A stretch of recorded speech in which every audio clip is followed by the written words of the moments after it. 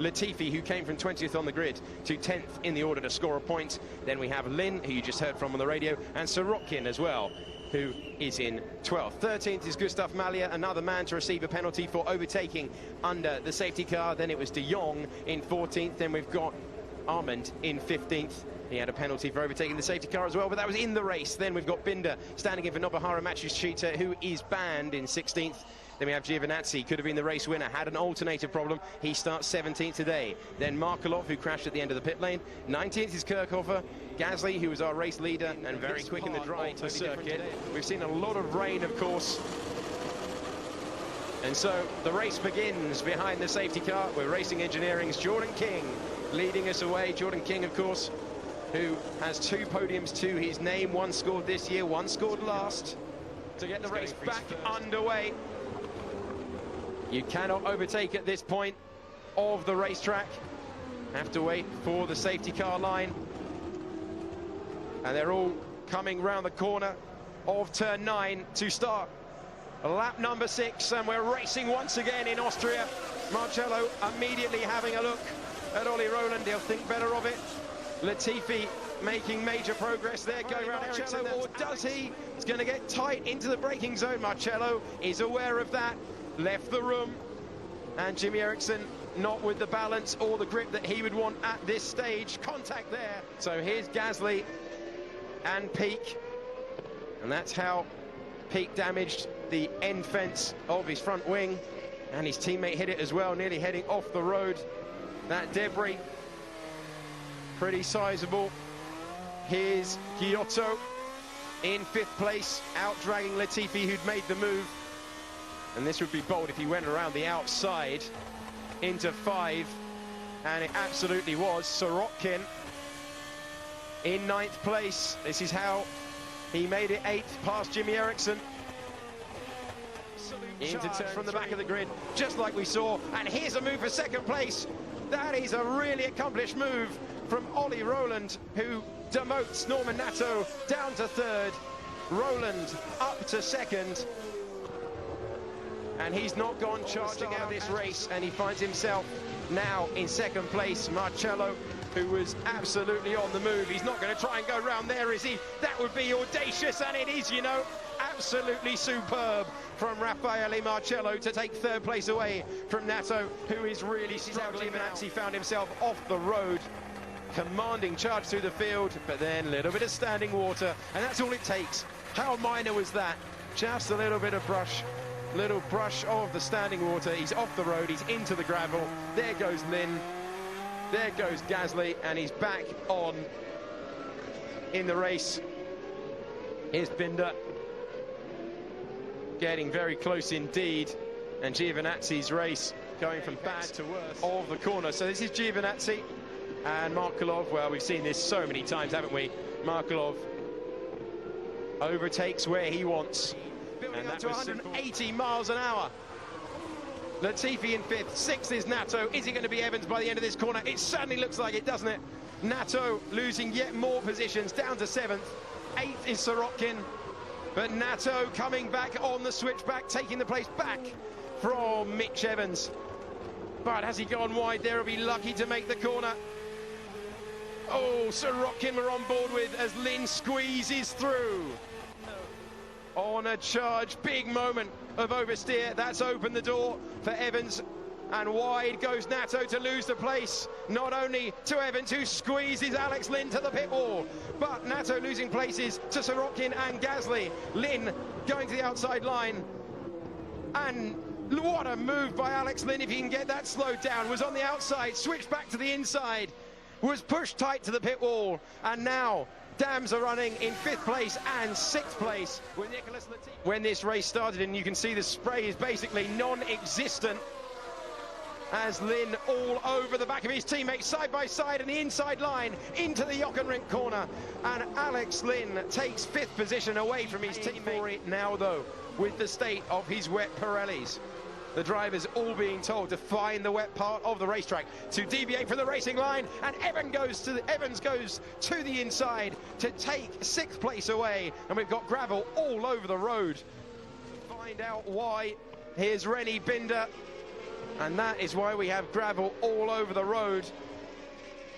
He has got back into this race, albeit down in 18th position. And that is why we have gravel all over the road at turn 5. This, I said, 3 seconds a lap faster. One lap up to 4th in this race. Meanwhile, we focus on Evans in 6th, Latifi in 7th. 8th is Sorokin, and was so close to contact. Pierre Gasly, Latifi, well, it's absolutely nothing now. As Lynn looking to the inside, he's got the confidence, and now he's got 4th place with an accomplished move on Luca Giotto, who might have the exit on him, though. Does he have the momentum to retake the place?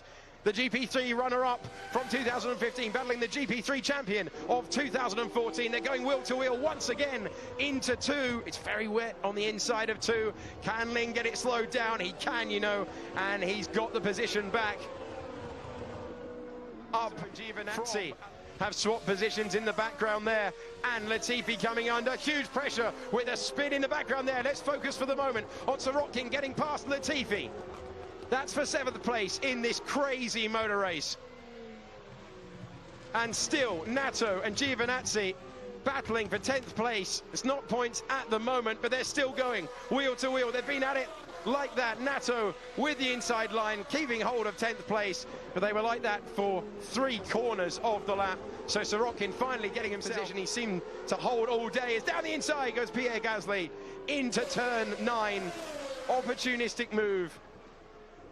And Latifi's tyres really not where he needs them. Pirellis are designed to work in a specific range. Is Giovinazzi going to think about a move to the inside? That could be close to contact. Does Nato know he's there? He did, but that's not the fastest way on the exit of the corner, and Giovinazzi momentum though out of the final corner. This is going to be difficult for Nato. They go across the line to start lap 20. Giovinazzi, it's going to be tough to go around the outside, but he has gone around the outside at turn number 1. Can he get it slowed down, or is Nato going to get him on the exit? Giovinazzi knows he's gone slightly deep. He knows he has to go defensive.